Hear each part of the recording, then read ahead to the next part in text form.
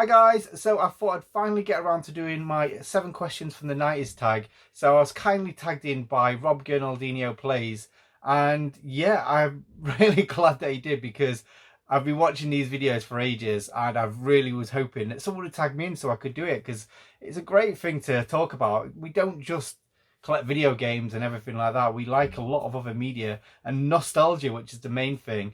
Yeah, I've been wanting to do this. Last week I had a whole week off and I was hoping to do it then, but unfortunately life got in the way, unfortunately. I broke my phone this week, so it's all going wrong, but I thought I'd come and do this. In fact, I even tried doing it yesterday, but the video wasn't recording because I can't see the bit of the phone that shows if it's recording or not. So fingers crossed it is this time, or else I'm going to have to do it again tomorrow. But yeah, anyway, all that crap out the way. Yeah, so what did I like in the 90s? So I liked everything, to be fair. There was not much I didn't like.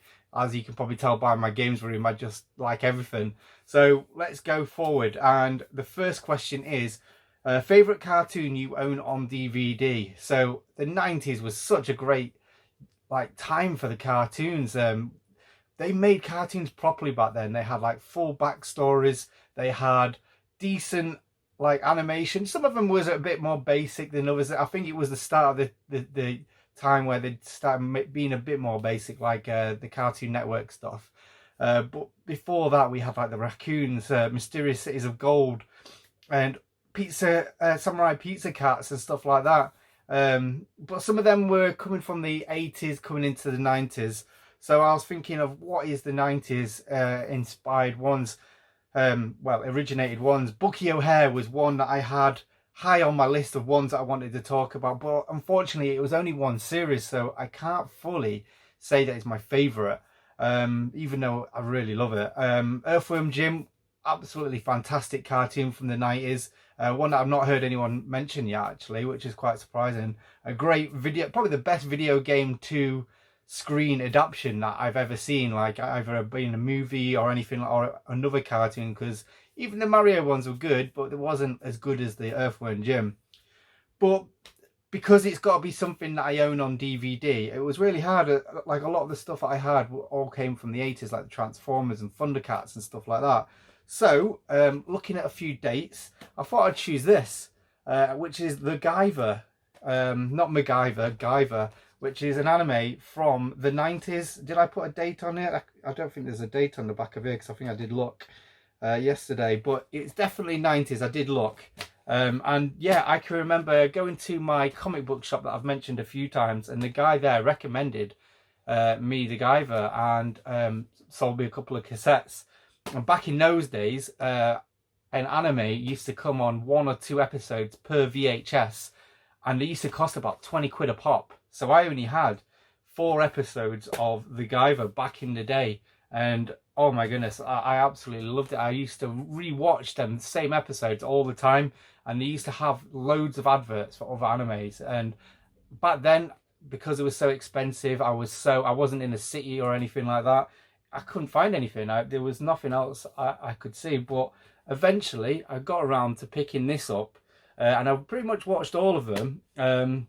Because this is a complete collection. This has got every animated version of the Guyver. And yeah, it's absolutely fantastic. I mean, anime back then was such a mysterious thing. It was so different to what we had on TV, because it was a lot more gory and a lot more, well, just a lot more everything, really. It just did stuff that the British folks were a bit too scared to do, really. A lot of tentacles in some of the adverts that were on the Guyver before. Lots of weird stuff, and I absolutely loved that. But they actually made a live action movie of this, which I have got as well on DVD. And I can remember having that, and even though I even knew back then it was so cheesy, but I just loved everything about it. It's basically like a Power Ranger. It is, well, is a biomechanical human. He got kind of fused in with this suit that he's got on there, so he can go between the human and the robot, basically. Very cool, very cool. Definitely worth a watch. Even if you're not into anime, I think you might enjoy that. So yeah, I'm going to choose that first. Next up, we've got Sega or Nintendo. Wow, what a question! The ultimate question, isn't it? Really. yeah, back in those days, I've got to say, I was quite spoilt really, hearing back about everyone else's upbringings and stuff. I had both Sega and Nintendo, with it being the Master System and the NES and the SNES and the Mega Drive, which are the main rivalries, wasn't they, back in the 90s. But yeah, I just considered myself a gamer. All my friends pretty much had the same kind of thing as me. We would either have a Super Nintendo and then trade it for a Mega Drive and then trade it back again. So it was multiple times I owned each system. And if I had a Super Nintendo at a time, one of my friends would have a Mega Drive, and we would just bring over our system to their house, and then we'll just have a day of playing like between the two consoles. And it was absolutely fantastic. What a great time for gaming back then. I mean, we was just like so entrenched with it, like with the magazines, everything around it. We loved it. I mean, the only thing that we didn't have, which we do have now, is the clothing. I would have died for like some cool Mario or like Street Fighter clothing that you just couldn't find back in those days. And now it's just easy. You can just order anything that you want off the internet. So that was the only thing. So yeah, that's kind of gone a bit of a segue, hasn't it, really? But yeah, Sega or Nintendo. The answer is going to have to be, if you have to put me on the spot, it has to be Nintendo. Nintendo was my first console that was my own. I had an Atari 2600 growing up, but that was the family's Atari 2600. So my dad played it nearly as much as me, really. The only console that he did, really. But yeah, I absolutely love Nintendo, and I love my Super Nintendo. I love my Mega Drive, don't get me wrong, but there was something special about Nintendo. There really was. It just had that magic touch, didn't it, really? I think it's the music. Everything was so much better sound quality wise, and it just made you feel a bit more into the game. And there was some really spectacular games as well, which we will talk about now, which is the favourite console video game, number 3. I really wanted to choose Super Pro Protector because I absolutely adored that game. I remember going to school, and then on the lunch breaks, we used to go back to my friend's house who lived like a couple of streets away from the school, and then we used to play Super Pro Protector all the way through our lunch break, just trying to get that one credit continue, where you one credit clear, sorry, where you clear the whole game with 1 credit, or even if you was in a badass mode, doing it in 1 life, which I think we did do a couple of times, to be fair. Other games that we played as well was Uni Rally back at his house. We absolutely loved that. If you know them tracks like the back of your hand, it was all about doing them tricks and trying to get that one extra trick in so you can go that extra bit faster than your mate. But yeah, I don't think I would put that up there as my number 1 game or anything, but this next one, Super Street Fighter 2 Turbo, or any of the Street Fighter games, because it was hard to say, because they basically were DLC packs. Each game was just Street Fighter 2, and then each one was a DLC pack afterwards, except they're a lot more spoilt now because they only have to pay a little bit extra to get the upgrades. We had to buy the whole new game again, didn't we, really?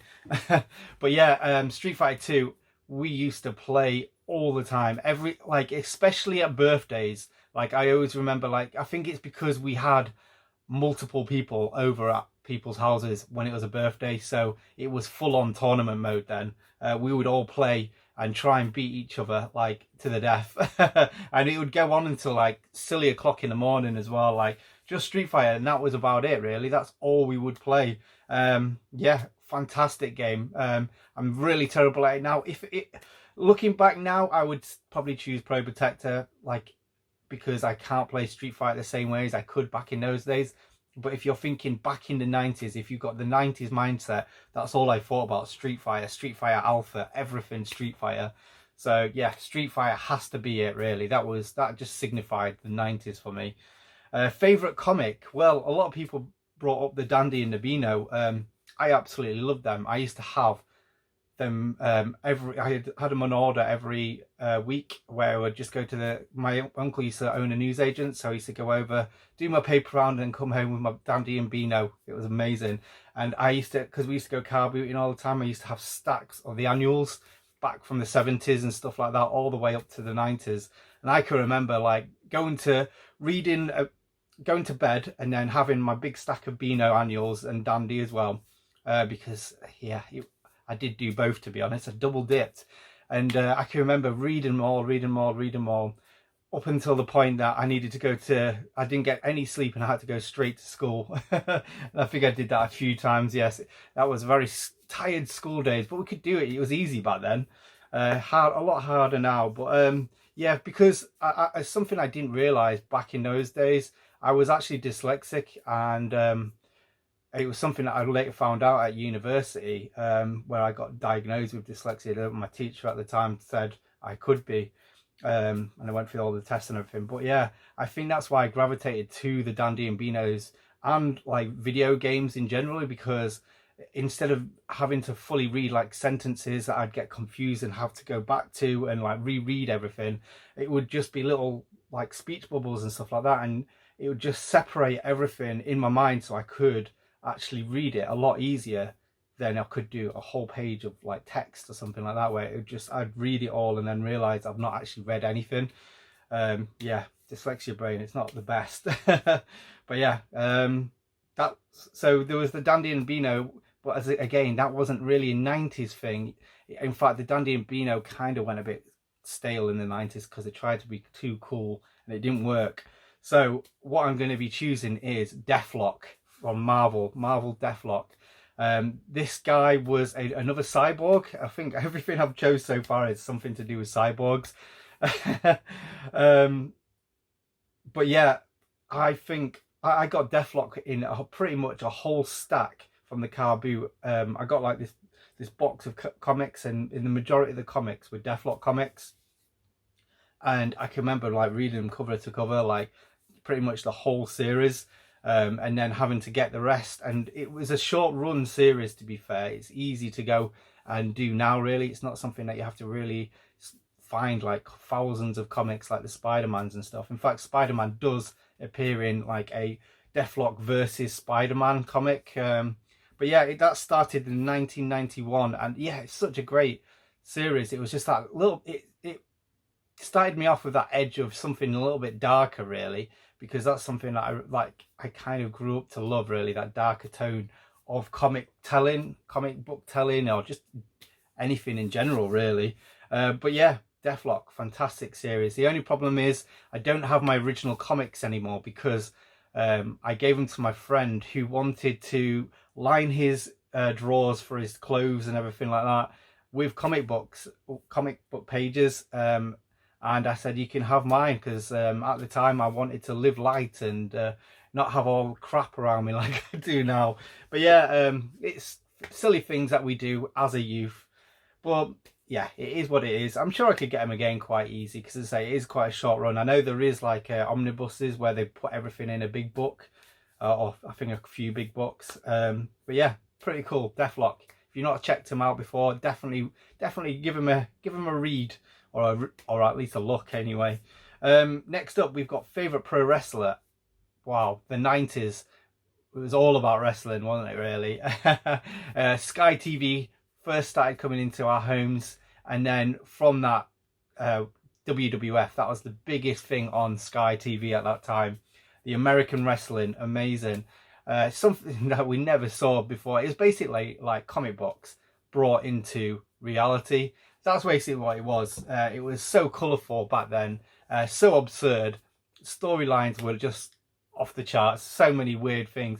And that's what I think has lost it for wrestling for me, because I never watched it out of the 90s. It was probably late. I think it was when, was it Triple H, is it? Or Stone Cold Steve Austin, when they started coming in, the more boring sort of like looking wrestlers, just men in pants, basically.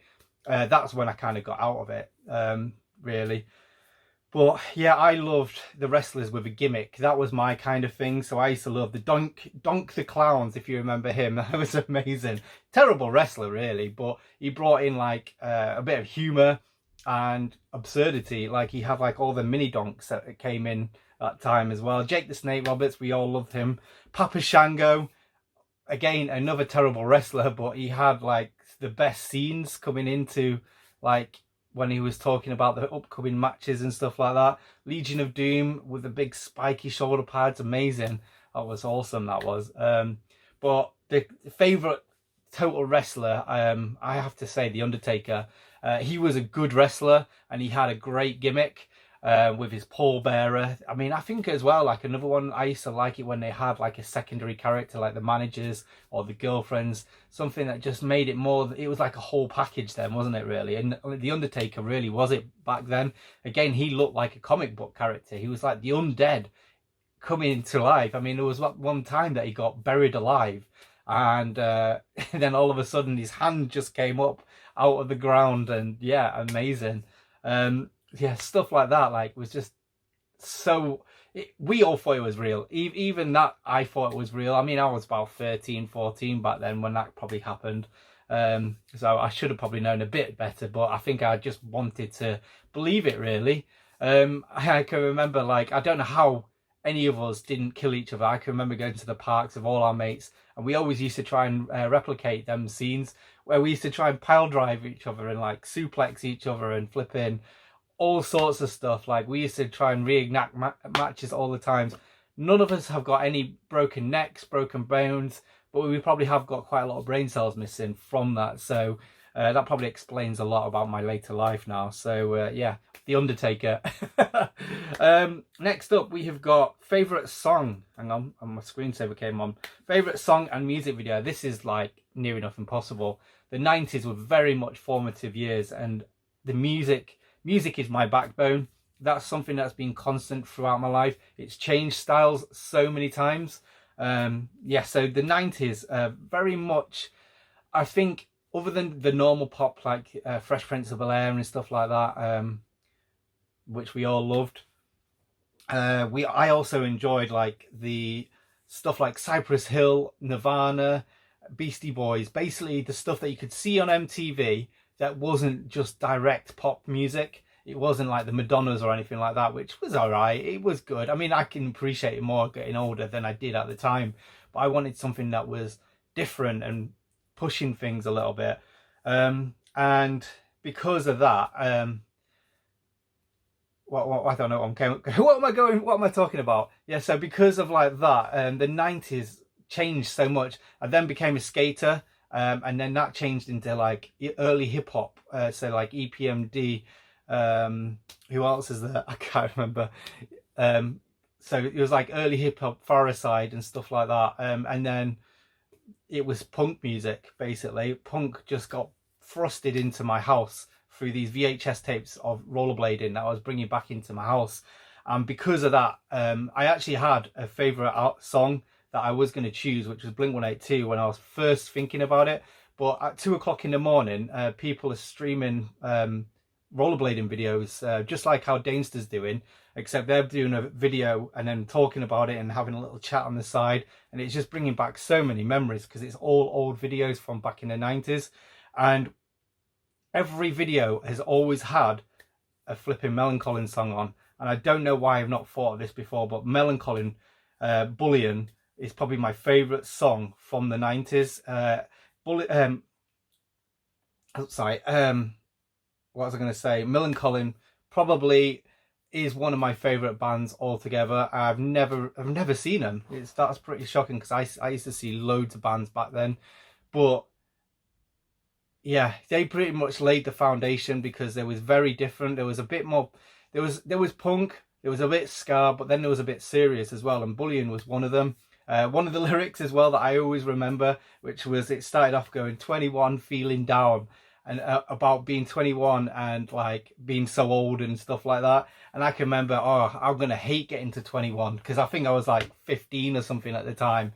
Well, probably about 14, 15 when I first heard that song in about 95, 96.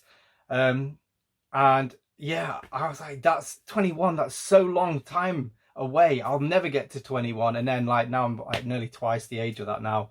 But yeah, so, and there was another lyric where it said, I'm shutting out the whole world just to play some Nintendo. So yeah, he even had Nintendo lyrics in it as well, like video game based lyrics. So yeah, Bullion by Millencolin is my favourite song, and one that a band that Raz will probably enjoy as well because they're from Sweden. So I think they're the local heroes from Sweden. I think they're the biggest band from there that wasn't like some weird black metal. But yeah, so music video next. which I suppose is 8 questions really, isn't it? So music video, again, completely going out of left field here. There was so many good 90s videos, but I'm going to choose, instead I'm going to cheat really here. I'm going to choose Hype Williams as the director who basically set a foundation of like 90s videos, what people see of 90s videos right now.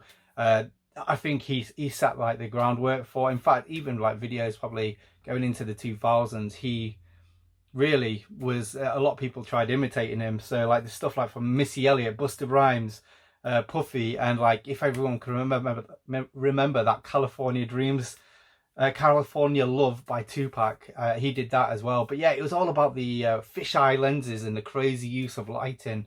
It was just amazing. So yeah, Hype Williams style videos, that's the 90s for me. Last up, we have got number 7, favourite live action TV show and episode. Yeah, there was, again, so many of these, and it was really hard to choose. I was going to choose Fresh Prince or Home Improvement or something like that. X-Files as well, which was amazing. A few people who chose that as well. But do you know what?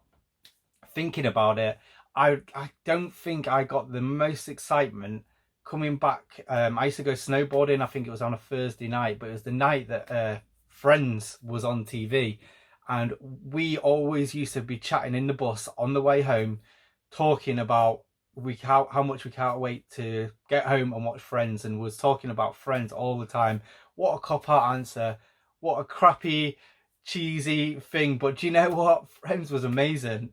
You can even watch it now and it's not really aged, where if you watch Home Improvement, well, I don't know about Home Improvement and Fresh Prince are pretty good, but if you watch X-Files now, it does feel a bit dated, whereas you can watch Friends and it'll just be the same humor and comedy that didn't date at all, which is really surprising, really. And like, to say how much we've all watched it because it's been rerun so many times and we're still not bored of it, at least I'm not anyway. It just shows a testament of how good that TV series actually was. But yeah, so many good TV shows in the 90s, and it's really died off nowadays, really. It's a bit of a shame, really. But yeah, that was my look back over the 90s. We're supposed to tag 2 people. I think it'll be at a point now. I think a few people have said the same. It's an open invitation, but 2 people I would love to see do the tag. Dylan, Hypertrigger X, he needs to do one. I don't think he's done a VR response question, so he needs to get onto it and get it done this weekend. I want to see your luck because I know he's a little bit older than us. Well, me. So it'd be nice to see his view through the 90s, because it's nice to see different stages. I was 13 getting into, how old was I? No, I wasn't. I was 8 getting into the 90s. I became a teenager in the 90s. I became an adult in the 90s again. I said it's formative years. So Dylan was already, I think he might have been a teenager into the 90s, or at least very early on, and definitely became a full-on adult in the by the end of the 90s. So that'll be cool to see. And I think Xbox 360 collector, which I think is a little bit younger than me, it'll be good to see his view of the 90s from when he come into it, because again I think he was a little bit younger, so it'd be good to see everyone's view. So that's Hypertrigger X and the Xbox 360 collector. I want to see you guys do one of these 7 questions from the 90s. So yeah, I'll put a list of all of them underneath here so everyone can see them, and yeah, I'll tag the 2 people that I want to do. And yeah, thanks for watching, and I'll see you on the next one. Bye. Push.